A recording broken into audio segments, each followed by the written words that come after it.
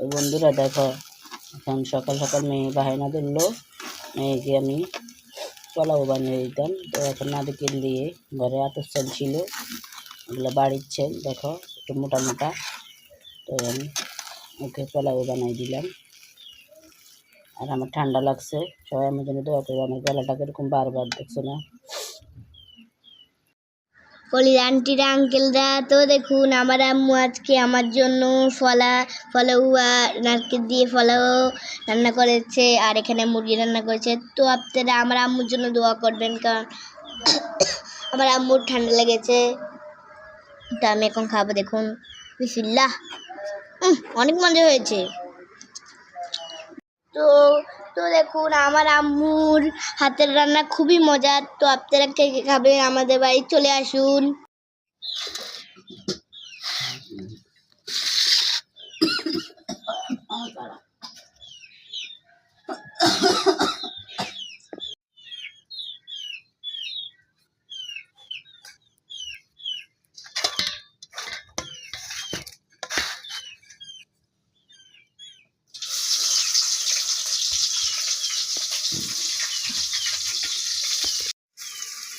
সব মশলা নিয়ে নিলাম, ছোলার ডাল দিয়ে হাত দিয়ে রান্না করবো।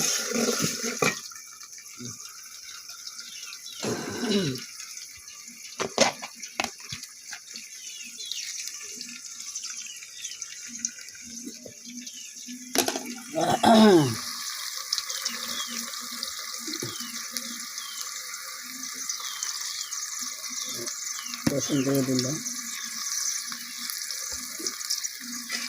জিরা, আদা বাটা,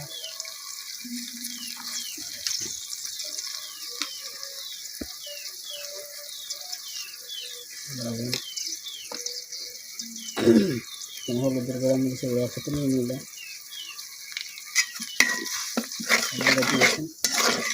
সেটা কষিয়ে নিব।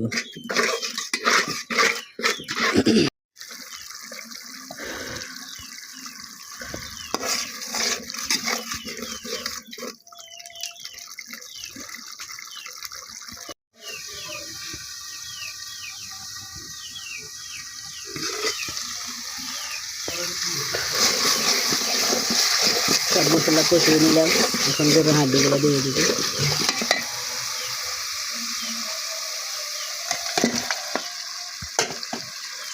এগুলো কষিয়ে নিয়ে তারপর আলু দিয়ে দিলাম।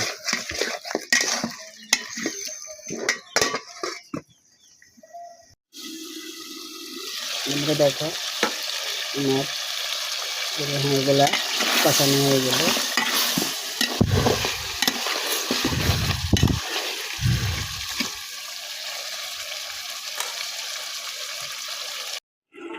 দেখো বন্ধুরা, আমার হাতটা পড়ে গেল তরকারি লাটটার সময়।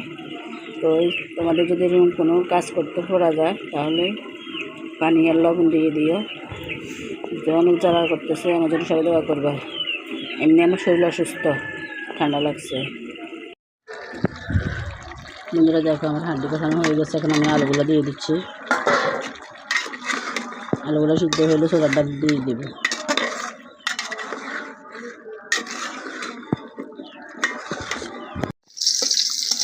বন্ধুরা দেখো, আমার এখানে তেলে বাগা দিতেছি আমি।